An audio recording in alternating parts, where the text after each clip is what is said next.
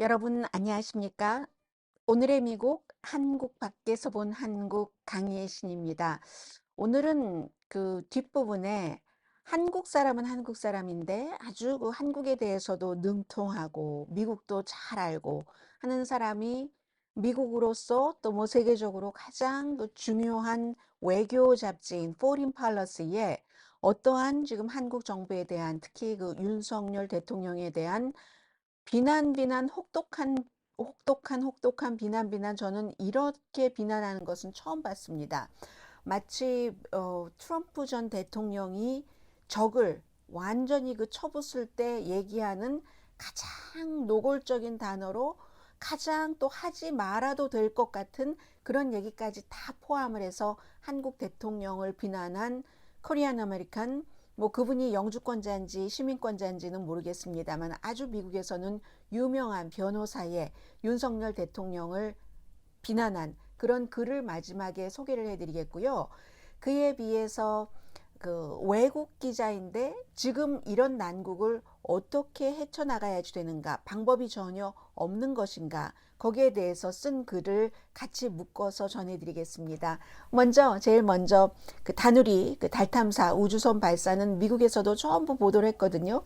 사실 저는 이 내용을 미국 언론, 뭐 영국, 다른 뭐 알자지라 많은 보도를 보면서도 100%그 다누리호가 달에서 1년 동안 머물면서 하는 일을 완전하게 이해하지 못했다라고 고백을 하면서요. 특히 제가 가장 어려웠던 것은 뉴욕타임즈 기사였는데 보통 때는 다른 기사들이 뉴욕타임즈 기사가 저는 쉽거든요. 그 코드가 맞는 거죠. 뭐 월스트리트저널도 마찬가지로 어렵다고 하시는 분들이 많으신데 오히려 저는 뭐 로스앤젤레스 타임즈가 잘 어렵다기보다는 잘 안 들어오고 뉴욕 타임즈나 월스트리트저널이 훨씬 쉽게 잘 들어오고 워싱턴 포스트는 뉴욕 타임즈나 월스트리트저널처럼 아주 그 뭐라고 말씀드리면 되나요?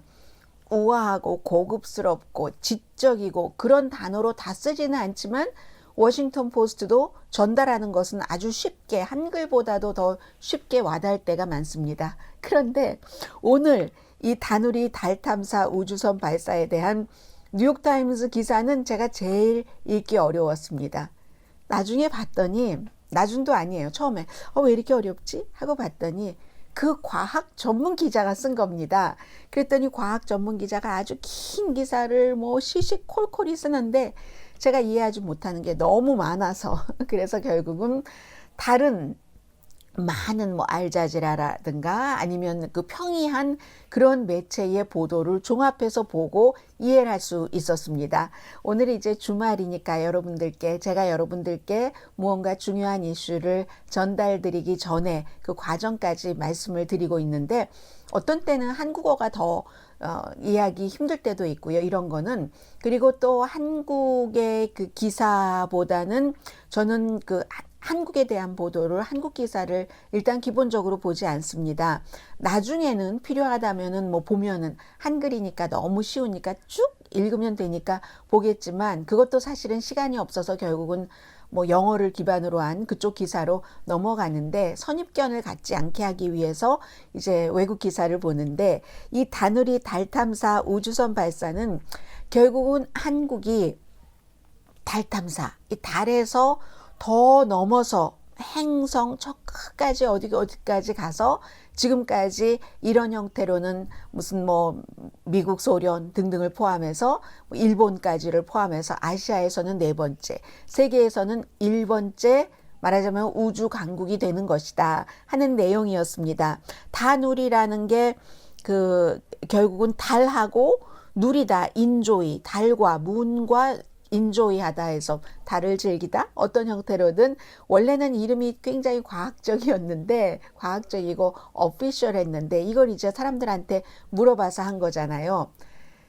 가만히 들어보시면 전혀 관심이 없으셨던 분들도 오늘의 미국 청취자시라면 한 6주일 전에 이에 관해서 보도를 해드렸던 적이 있습니다. 그리고 이번에 이제 달을 향해서 출발을 한 겁니다. 우주선이 발사가 됐는데 일론 머스크의 그 항공우주회사 스페이스 X 다 연관이 되는 거예요. 그것으로 미국의 플로리다주의 케이프 캐너버럴에서 발사를 했습니다. 팔컨 9 로켓으로 발사를 해서 지금부터 이제 12월 중순경에 달에 도착한다고 하거든요.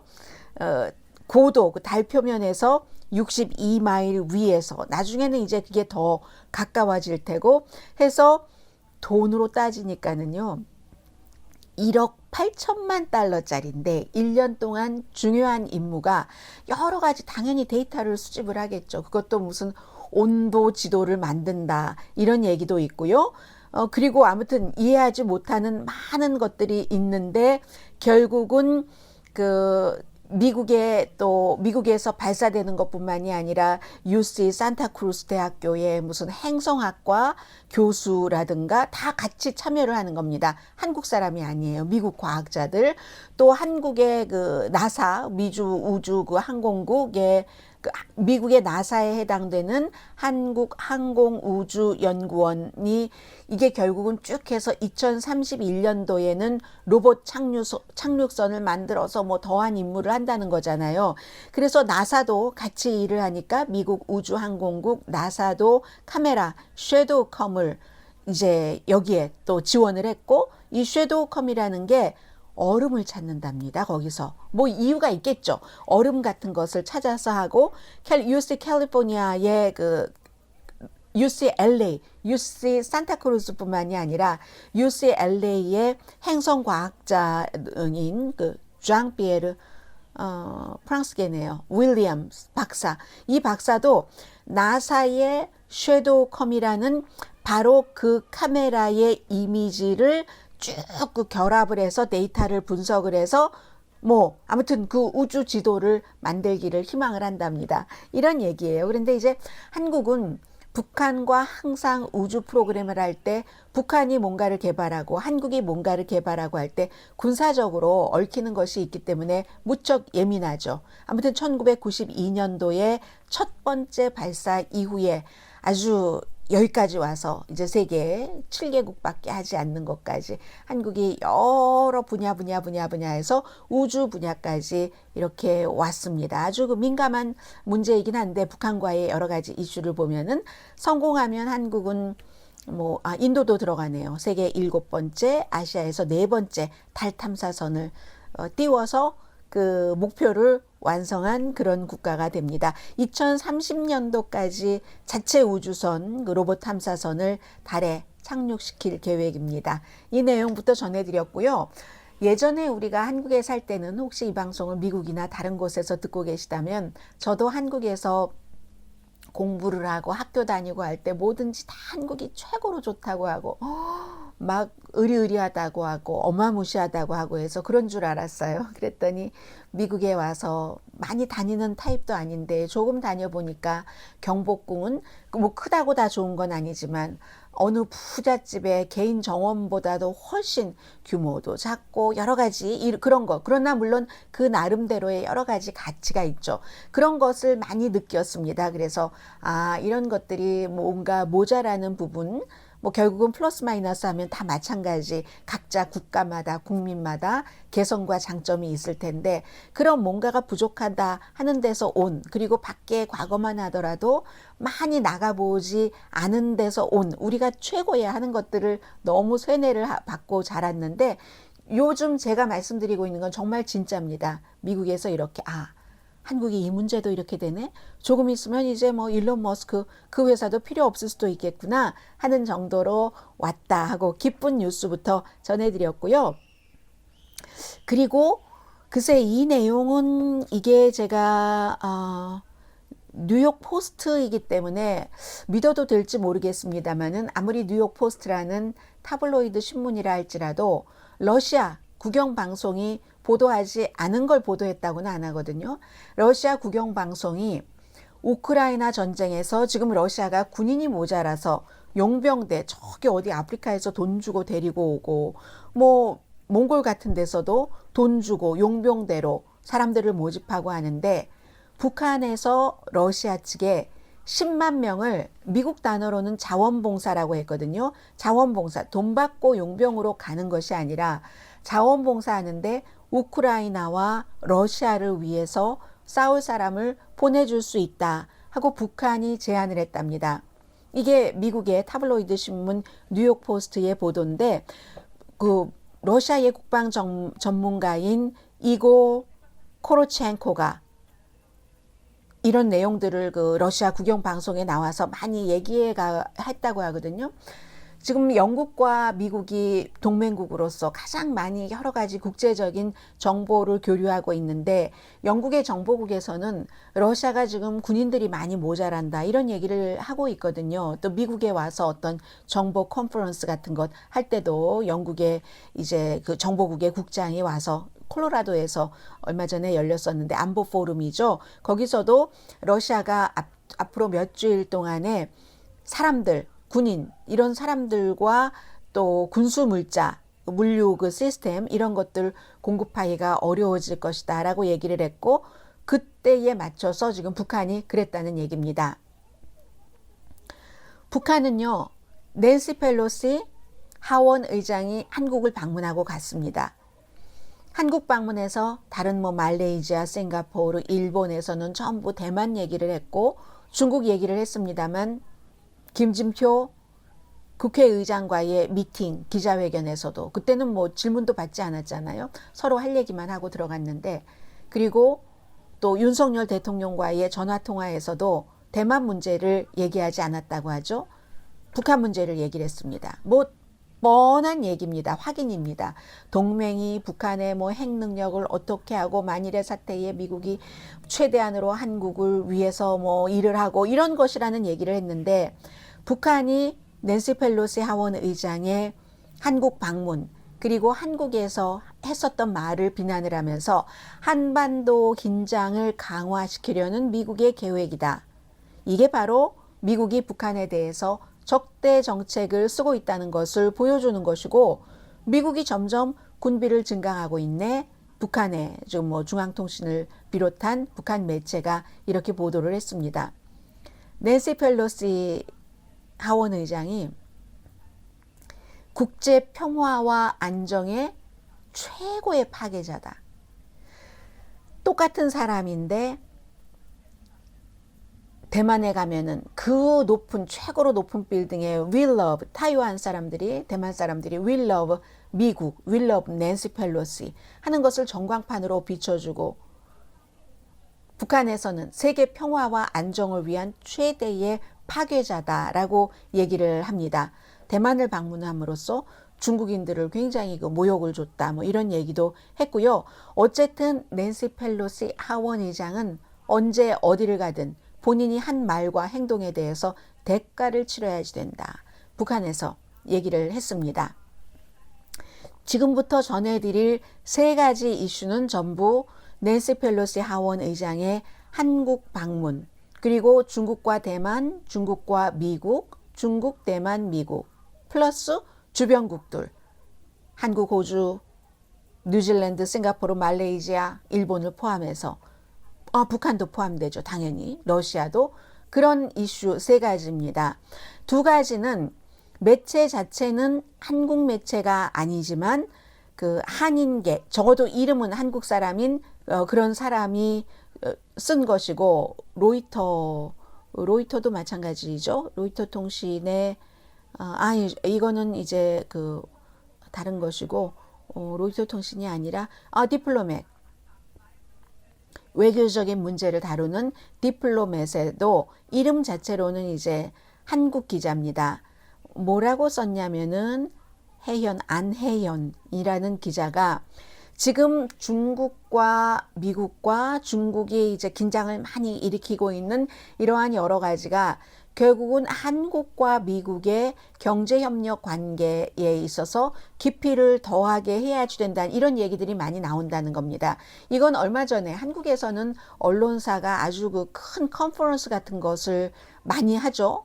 경제신문은 경제에 관한 것도 하고 다보스 포럼 같은데 많은 투자를 한다던가 거기에 가서 취재를 한다던가 이번에는 2022년 아시아 리더십 컨퍼런스라고 해서 조선일보의 그 컨퍼런스였는데 7월 13일부터 14일까지 뭐 한국에서는 연례 가장 큰 규모의 국제 컨퍼런스이기 때문에 이런 컨퍼런스가 있으면 세계에서 많은 사람들이 뭐 말하는 거 비디오 같은 거 보여주잖아요. 버락 오바마 전 대통령도 그랬고 뭐 조지 부시 대통령, 헨리 키신저 이런 사람들이 쫙 그 컨퍼런스에 이제 그 뭔가를 보냈는데 주제가 새로운 노멀을 우리가 수용해야 된다. 미래를 위한 제안. 그러니까 미래 하니까 뭐 메타버스라든가 인공지능, 여성의 리더십, 에너지, 기업가 정신, 언론 자유 이 많은 것들이 다뤄졌는데 당연히 주최국인 윤석열 대통령도 뭐 어떠한 그 연설을 했고요. 국제사회에서 강한 연대가 있어야지 앞서 말씀드린 여러 가지 도전을 해결을 한다는 겁니다. 한국이 인터넷이 엄청 빠르지만 인공지능이 약하니까 또 미국과 같이 협력을 해야지 되고 또 미국은 한국에서 반도체를 받아야지 되고 이런 얘기를 했었다는 겁니다. 그리고 이제 뭐 뒤에 가면 윤석열 대통령 엄청나게 매 맞습니다만은 말에 매를 맞습니다만 한국이 세계 리더로서 이 같은 그 큰 공통적인 의제를 해결하는데 주도적인 역할을 하겠다라고 했는데 2017년이면은 미국 대통령이 도널드 트럼프 전 대통령이었습니다. 그때 미국 대통령이 미국의 전략은 경제 안보가 곧 국가 안보다 이런 얘기를 했었고요. 경제 안보, 국가 안보 이렇게 하면서 미국이 뭔가 이렇게 그 미국을 위해서 나간다는 이런 쪽으로 뭐 말씀 안 드려도 다 알고 계시는 오늘의 미국을 쭉 들어오셨던 분이라면 그런 내용을 하면서 참 겁나고 임마누엘 마크롱 프랑스 대통령도 이거 미국을 의존하면 안 되겠어. 트럼프 말하는 거 보니까 나중에 트럼프가 끝나가도 그게 계속되면 어떡하지 하면서 미국이 아닌 스스로 뭔가를 해보려고 하고 그러려면 러시아와 더 가까워야지 돼. 뭐 이러다가 망했고 일단은 그런 형태로 막 했었잖아요. 그리고 나서 바이든 대통령이 다시 들어오니까 보다 조금 더 균형 잡힌 시각 같은 것을 계속 강조하면서 트럼프 전 대통령 때 이거 미국이 미국만 가져가겠대? 미국만 살겠대? 하고 사람들이 걱정했었던 우려 같은 것이 조금 줄어들기 시작했습니다. 그런데 그때부터 강해졌던 경제적인 안보라는 개념, 지금 이제 자리 잡아가고 있고 사람들에 따라서 말하는 견해가 다르고 또 특히 뭐 주도하는 미국에서 어떤 형태로 나가느냐에 따라서 굉장히 다른데 과거에는 일어나지 않았던 일들이 일어나는 겁니다. 지금 미국에서 무슨 칩과 과학법안이라고 해서 미국에서 자유시장 경제를 그렇게 강조하는 미국이 국가가 민간 기업에 돈을 투자를 해서 그 업계를 육성한다는 것 아니겠습니까? 중국에서 당연히 있죠. 한국도 말도 못하게 했었죠. 디벨롭드 국가가 되기 전에 너무 많은 분야에서 미국이 지금 그걸 한다는 거잖아요. 민간 기업에 국가가 돈을 이 반도체 칩 이쪽에도 2,800억 달러를 넣어서 뭐 이 정도로 한다는 얘기니까 완전히 산업에 있어서 뭐 경제가 안보다 하면서 전통적인 접근 방식과는 전혀 다른 겁니다. 그래서 예를 들어서 미국 대통령이 최근까지만 하더라도 한국에 가면 어땠습니까? 중국에 가도 그렇고 한국에 가도 그렇고 대학생들 모아놓고 컨퍼런스를 한다던가 아니면 이제 뭐 그 관계자들과 만난다던가 이렇게 했는데 조 바이든 대통령이 공항에서 내리자마자 삼성 반도체 공장을 갔었잖아요. 그런 거. 그리고 현대 CEO를 따로 만나고 이번에도 코비드 19 걸려서 격리 생활을 하는데도 SK의 최태원 회장을 백악관에 초대를 해서 이렇게 만나고 또 로즈가든을 걷게 하고 본인은 본인의 집에서 하면서 고맙습니다. 땡큐 소리를 아무튼 10번도 더 하더라니까는요. 그리고 토니 앤서니니까 이름이 토니 하면서 뭐 너무너무 친절하고 자상하게 완전히 그래서 이 디플로맷의 기자가 표현을 하기를 발코니에서 막 손을 흔들면서 고맙다고 10번 가까이 내네요. 저는 10번도 넘었는 줄 알았습니다. 마치 로미오와 줄리엣처럼 그렇게 애틋한 사랑하는 사람을 대우하듯이 바이든 대통령이 했다는 겁니다. 왜요?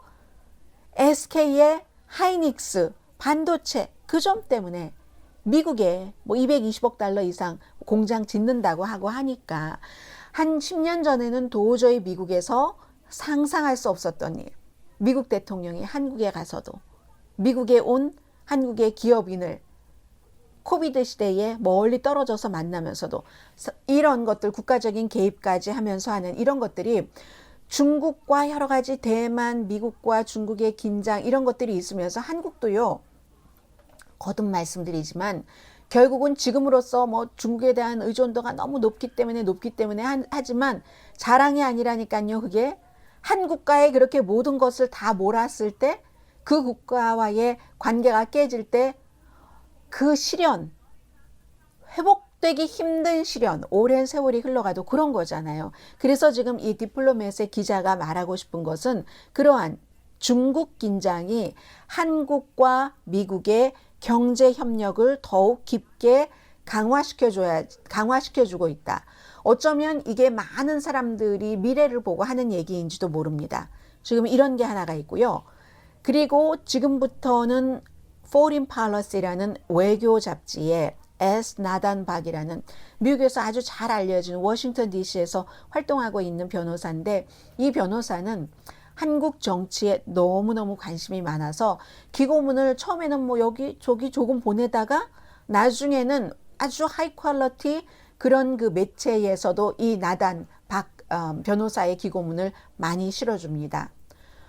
그런데 이 Foreign Policy에 실린 이 기고문은요, 제가 볼 때는 조금 너무 좀 민망했거든요. 한마디로 낸시 펠로시 하원 의장을 안 만나는 것을 열심히 최대한 비난을 하는데 그 비난을 할 때에 저도 개인적으로 말씀을 드리게 되네요. 이 변호사가 초기부터 지금까지 써오면서 사실은 중간쯤 가면서 예를 들어 이제 북한 문제 이런 것 있을 때 문재인 대통령이 막 뭐든지 다 잘한다고 한다던가 문재인 대통령이 너무너무 중요한 인물이라든가 이런 글을 많이 써오기는 했습니다. 그리고 또 윤석열 대통령이 이겼을 때도 그때도 이긴 이유가 두 가지인데 하나는 여성하고 남성하고 갈라치기 해서 여자를 막 혐오하게 하고 젊은 여성들 그렇게 하고 있는 것과 또 전 정부에서의 부동산 세금 때문에 사실 따지고 보면 얼마 되지도 않는 뭐 이런 세금 때문에 당선된 거다 이런 글을 썼었는데 오늘이 아무튼 가장 적나라합니다. 그래서 제가 이걸 가능하면 다 여러분들께 전해드리겠습니다. 민망하긴 하지만. 그리고 Foreign Policy라는 게 한국 사람들이 보는 잡지가 아니잖아요. 세계의 지성인들이 많이 보는데 이건 완전히 한국 대통령 엄청난 망신스러운 내용이 많이 있는데 제가 이 내용을 읽어드릴 때 너무 좋다 박수를 치시는 분들도 굉장히 많으리라고 생각이 됩니다. 그런데 구태여 이런 시시콜콜한 내용까지 또 직접적인 연관이 되지 않는 이런 것까지 이렇게 말해서 세계적인 국가 망신을 할 필요가 있었을까라는 생각은 저는 들었습니다. 그렇지만 뭐 S. 나단 박이라는 변호사와 또 저와도 생각이 다르니까 한번 전해드리겠습니다. 세종연구소의 연구원이기도 합니다. 한국에 있진 않은 해외 연구원이기도 하는데 펠로시 하원 의장을 말하자면 그 무시한 것 이것은 강요된 그런 실수가 아니라 무슨 계획적으로 의도되고 한 것도 아니라 완전히 윤석열 대통령은 그러니까 함량 미달 능력이 안 되는 사람이라 어쩌다 보니까 그렇게 됐다. 외교는 전혀 모른다. 물론 그럴 수도 있죠. 정치를 처음 해본 사람이니까. 그런데 완전히 그 첫 문장에서부터 그냥 무시하는 기색이 팍팍 나오면서 낸시 펠로시 하원 의장이 아시아를 방문하는 것을 지지하는 사람이건 지지하지 않는 사람이건 그 사람이 워낙에 중요한 인물이기 때문에 그의 아시아 방문이 너무나 중요하다는 것은 뭐 강조를 해도 그게 넘치지 않는다라고 얘기를 합니다. 오산 비행장에 도착했을 때 한국 관계자가 없었다. 이것을 미국 관계자가 얘기를 했어요. 뭐 기쁘게 생각하지 않았다. 뭐 이 정도로 표현을 했는데 황당하다고 이 나단 변호사가 얘기를 합니다. 본인은 한때 일주일에 120시간 동안이나 일을 해야지 된다고 주장하더니 아니 그 휴가한다고 그것도 국정 대통령이 된 지 3개월도 안 돼서 휴가한다고 하면서 전임자들은 휴가를 갔다가도 낸시 펠로시 하원 의장보다 낮은 직급이라도 만나고 이랬는데 이게 말이 되느냐 하면서 지금은 실수를 용납할 순간도 아니다라고도 얘기를 합니다. 뭐 경제, 코비드, 여러 가지 내각 임명, 한국에서 지금 비난을 가장 많이 받고 있는 부분이 측근들만 임명한다 하는 거잖아요. 검찰을 중심으로 해서, 그리고 아주 오점이 많은 사람들, 뭐 교육부 장관 등등을 포함을 해서 그런 것들을 지적을 하면서 지지율이 갤럽의 여론조사 결과 24%인가요? 24%보다는 조금 높은 20%대로 알고 있었는데 이분은 아무튼 24%대라고 얘기를 했고, 이게 이제 박근혜 전 대통령의 마지막에 한창 낮았을 때와 비슷하다라고 얘기하면서, 어쨌든 윤석열 대통령이 낸시 펠로시 하원 의장을 만났다 만나지 않았다, 이건 논리적인 문제가 아니라고 단정 짓습니다. 서울에서 스테이케이션, 이 스테이케이션은 워싱턴 포스트가 이번에 쓴 단어인데, 워싱턴 포스트나 블룸버그나 많은 미국 매체도 안 만나는 것이 조금 약간 하고 생각할 수 있는 이슈이기 때문에, 왜냐하면 말레이시아, 싱가포르, 대만, 일본에서 전부 최고 지도자가 만났잖아요. 그래서 휴가는 휴가인데 그 스테이케이션, 서울에 있는 거잖아요. 스테이케이션 해서, 그리고 도착한 날 밤에 와이프와 연극 보고 소셜미디어에 올리고, 그리고 이 나단 박 변호사는 거기다가 대고 얼굴이 뻘겋더라, 얼굴 뻘겋 거 보니까 술 마셨다, 이 얘기를 구태여할 필요가 있었는지는 모르겠어요. 아무튼 뭐 회식은 같이 했다고 하고, 그 이후에 대통령실은 혼란만 가중시켜서 휴가라서 안 만난다고 했다가 스토리를 또 2번 바꾸는데, 처음에는 또 회담을 할 수도 있는 듯한 것을 흘리다가 아니 언제 그런 말을 했어? 라고 얘기를 하면서, 또 공식 그 상대자는 카운트파트는 국회의장이기 때문에 대통령이 만나는 것은 적절하지 않다, 뭐 이런 얘기도 했다고 하고요. 그리고 청와대에서는 강조한 것은 국가 이익에 따라서 결정을 한 것이다 라고 얘기를 했죠. 마지막에 체면 칠해하는 것으로 해서 전화를 했는데, 그것도 국회 방문하고 난 뒤에 전화하는 그런 것조차도 사진조차 이례적으로 올리지 않았다 하면서, 이 나단 박 변호사는 아마도 의심되고, 다른 사람들이 그렇게 의심을 한다고 해요. 그런데 본인의 생각인지도 모르겠습니다. 왜 사진을, 낸시 펠로시 하원 의장과 전화통화한 사진도 안 찍었는가? 왜냐하면 윤석열 대통령이 너무나 집에서 편안한 옷 입고 머리도 안 했으니까, 그런 모습 보이기 싫어서라고 얘기를 합니다.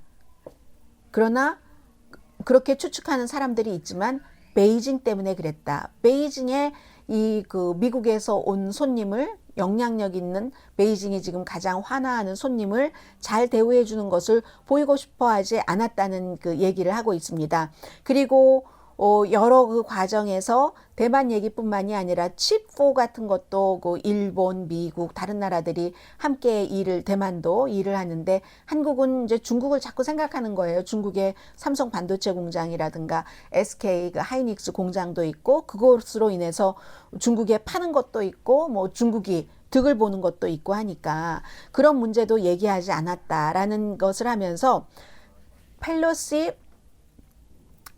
이 하원 의장이 떠나고 나서 박진 외교부 장관이 중국에 간다고 발표했다. 그 전에 발표 나온 것으로 저는 알고 있는데요. 다음 주에 이제 왕위 부부장과 만나잖아요. 여기에 또 사연이 저는 있을 것이라고 생각이 됩니다. 거기 가서 얻어야지 될 것을 얻어야지 되니까 금방 그렇게 만나기로 했는데, 왕위 부부장이 지금 캄보디아 푸놈펜에서 그 아센 그쪽 지역 그 외무장관 회담하면서, 미국 장관도 갔지만 국무장관 회담하면서, 이 일본이 시진핑 중국 국가주석이 낸시 펠로시 하원 의장의 대만 방문 이후에 군사적인 훈련하는 것을 비난했다고 만나기로 한 그런 약속을 깨버렸잖아요.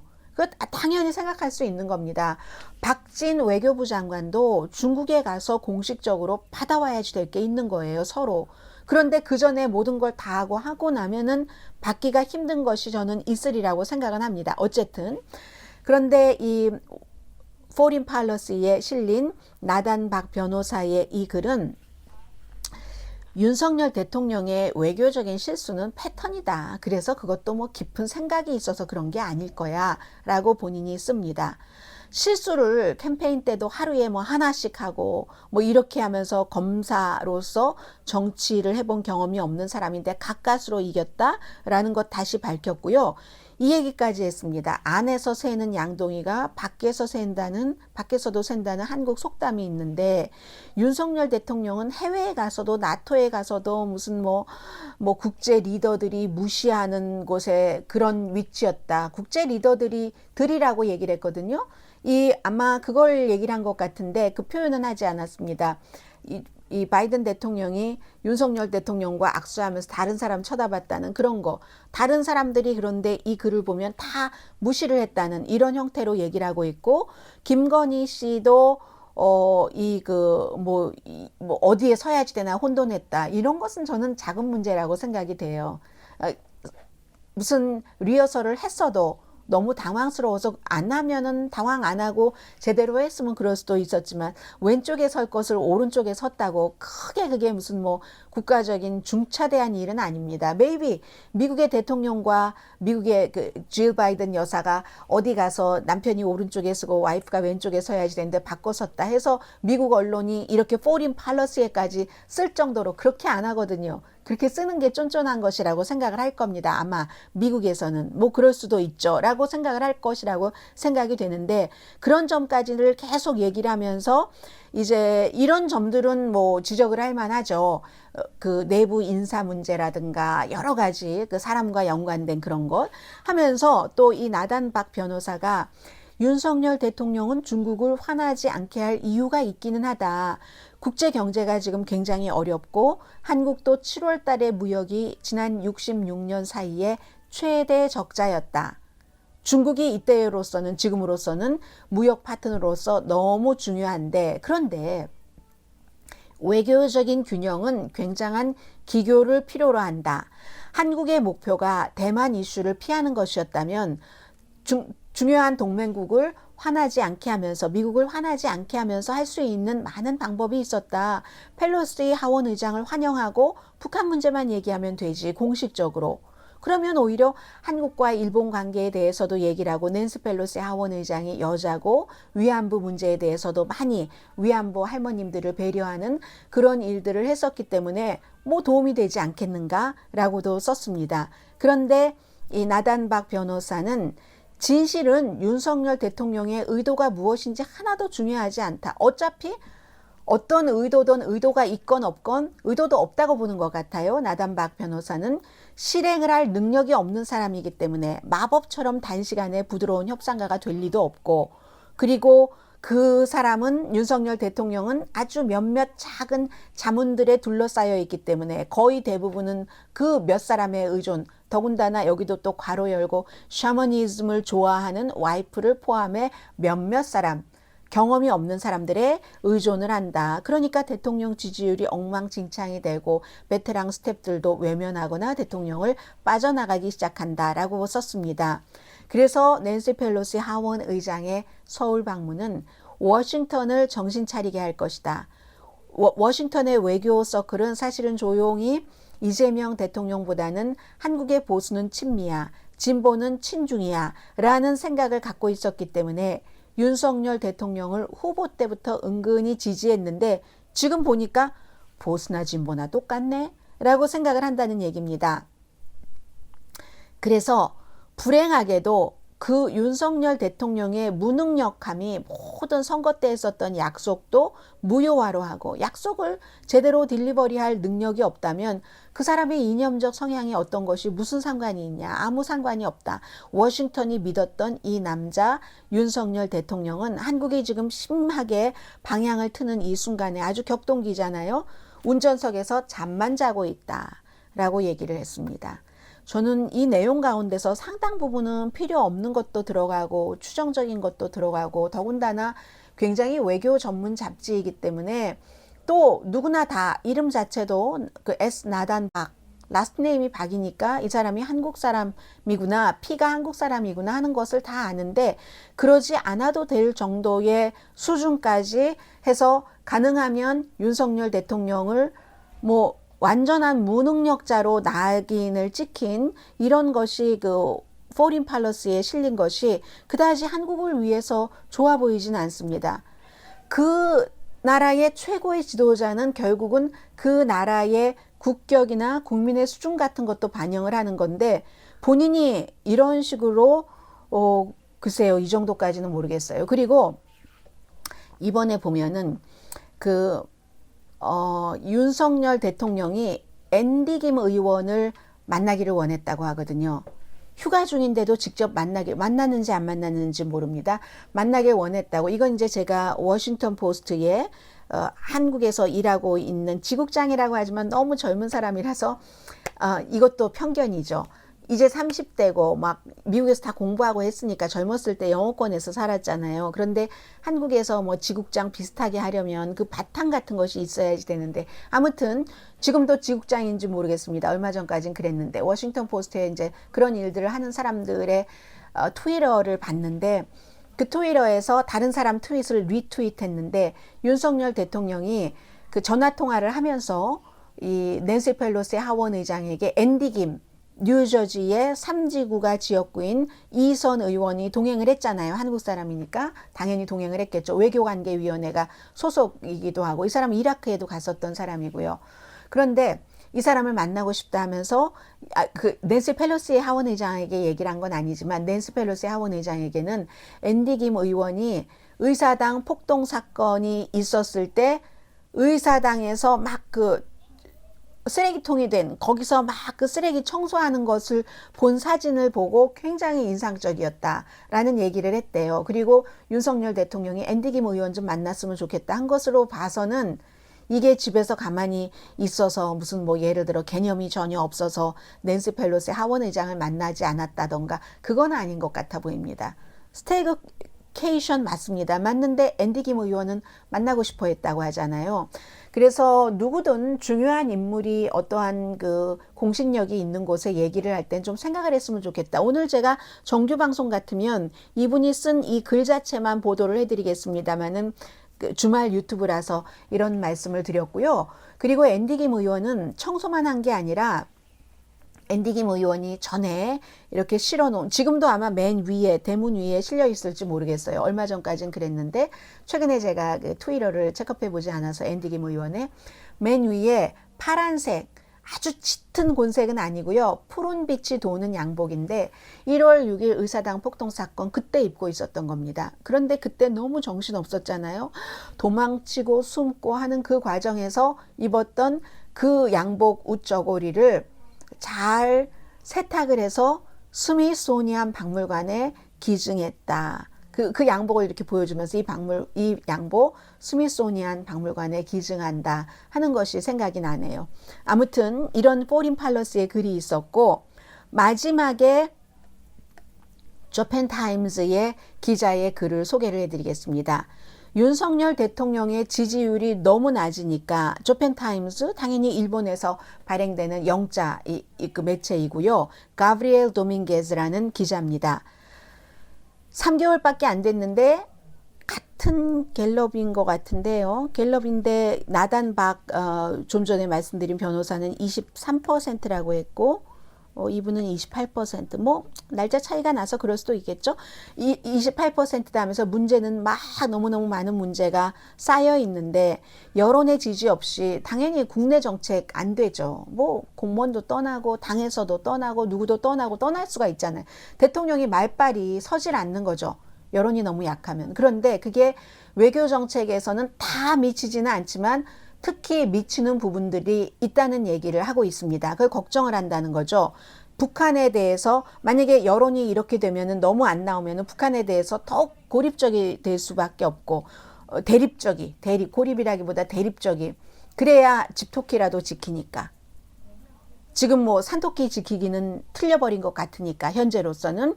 그리고 여러 가지 그 관계 개선 같은 것도 실행되지 않을 수 있다는 건데, 62%가 너무 실망했다라고 얘기를 하고 10%는 아직 모르겠다. 그런데 지지율이 이렇게 낮은 이유는 여러분들 너무 잘 알고 계시는 그대로 아닙니까? 정치 경험이 없는 사람이 들어와서 그냥 무더기로 검사 출신을 모든 부서에 청와대부터 다 임명을 해버리고, 그리고 국민의힘 그 내부 권성동 의원에게 한 얘기, 또 그 애프터의 권성동 의원에게 무슨 뭐 이틀 동안 힘들었다 하니까 결국은 대통령을 공격하지 않은 이준석 전 대표가 공격까지 지금 하게 되는 그런 상황이고, 사실은 국민들은 전임 행정부와는 윤석열 행정부가 다르기를 원했는데 어떤 정의도 좀 해주고 그리고 소통도 좀 하고 의견이 다른 사람들과, 그게 안 된다는 겁니다. 점점 실망을 주고 젊은 세대는 이제는 지쳐버렸다 하는데, 이러한 것들이 외교 정책에도 영향을 미친다는 거죠. 윤석열 대통령의 외교 정책이 국방 능력 강화하고 미군과 군사 협력하고 뭐 이런 것이 어느 정도 여론이 좀 이렇게 받들어 줬는데, 지지율이 높아지면 좋은데 이게 안 되고 있으니까, 지지율이 윤석열 대통령에 대한 지지율이 높아지면 대체적으로 지금 현재로서는 중국에 대한 반대 여론이 높아지고 미국에 대한 지지 여론이 높아지고 하는 것인데, 그게 지금 안 되고 있고, 일본과의 관계 개선에도 여론이 필요한 거죠. 이것도 지금 안 되는 거잖아요. 많은 국내 문제는 더불어민주당의 지지 없이는 되는 일이 없는 것이고, 그래서 지금 여당이 또 소수이기도 하고, 최악의 시나리오 처음부터 나왔었던 얘기이긴 합니다. 정치적으로 모든 것이 국내 이슈와 관련해서 마비되는가, 경제는 최저 성장, 인플레이션은 최고, 이럴 때 일반적으로 낮은 지지율이 외교 정책의 모든 발목을 잡진 않지만, 한국과 일본과의 관계, 북한과의 관계는 점점 앞서 말씀드린 것처럼 극단적이 될 수 있고 정치적으로 양극화가 되니까, 그래서 인기가 없는 대통령은 크게 저항을 받을 수밖에 없습니다. 저항이 더 강해질 수밖에 없습니다. 그래서 저펜타임스의 이 기자가 얘기하기를, 윤석열 대통령이 그래도 할 수 있는 일이 있다 라고 얘기를 합니다. 많은 여러 전문가들의 말을 인용을 해서 쓴 기사거든요. 지지율은 이것보다 더 많이 내려갈 거, 이런 경고도 당연히 나왔고요. 변하지 않으면, 변해야지 된다는 겁니다. 국내적으로 변하지 않고, 그리고 무슨 국제적으로 뭐 공급망이 이렇고 저렇고 세계 무대에서 한국이 역할을 하고, 이거 다 소용없다는 그런 얘기를 하는데, 검사 시절에 윤석열 당시의 검찰총장이 그 청문회 같은 데 나와서 얘기했잖아요. 얼마나 그 대쪽 같은 얘기, 나는 사람에게 충성하지 않는다 라는 얘기를 했잖아요. 아주 정의롭게 모든 것을 누구에게나 공정한 잣대로 수사하겠다. 그런데 지금은 검사 때와 대통령 때는 다르다는 거죠. 대통령은 기본적으로 사람에게 충성을 해야지 된다. 그것도 나이, 이념, 다 본인을 싫어하는 사람, 좋아하는 사람, 모든 사람에게 충성을 해야지 된다. 꼭 나와 같은 마음을 가진 사람에게만이 아니라 그렇게 바뀌어야지 된다는 겁니다. 그래서 윤석열 대통령에 대한 실망은 그야말로 정치와 동떨어져서 공정하고 정의롭고 포용적인 리더십의 결정을 내려야지 된다는 거죠. 왜? 후보 때 이준석 대통령 어떤 때 뭐 화나서 어디로 내려가고 하면 울산까지 가고, 깜짝 놀랄 만한 순간에 안철수 대표와 뭐 밤중에 새벽에 만나고 이런 것 했잖아요. 지금 그게 필요하다는 얘기를 하고 있습니다. 자신과 같은 배경을 가진 사람들, 그런 같은 생각을 가진 엘리트들의 의견에 의존한다. 이게 지금 여론이 생각한다는 겁니다. 그리고 그 엘리트들도 인간이기 때문에 완전하지 않기 때문에 허점도 너무 많이 드러난 그런 사람들한테 의존한다는 게 국민들이 굉장히 불편하고 불만스럽게 생각을 한다는 거죠. 그래서 윤석열 대통령이 성공하는 길은 정치에서 독립적인 것을 좀 보여주고, 국민의 힘이나 그런 기득권에 얽매이지 않는 것을 보여줘야지 된다. 스캇 스나이더. 이분은 한국에 대해서는 능통한 사람입니다. 지금은 이제 외교관계위원회에서 역시 한국 관련 국장직을 맡고 있는데 그런 얘기를 했고요. 새로운 대통령은 정치 경험이 있는 사람이건 없는 사람이건 시작할 때 도전을 맡게 된다. 그런데 지금 윤석열 대통령을 보면 한국의 국민이, 대중이, 여론이 너무 조급하고 관대하지 않아서 윤석열 대통령에 대해서 마구 비난하는 것 같진 않다. 이런 말을 한 사람이 있습니다. 그 랜드 코퍼레이션의 라스트 네임만 기억나네요. 그 산타모니카에 있는 랜드 코퍼레이션의 라스트 네임이 김이라는, 이분은 이제 코리안 아메리칸이겠죠.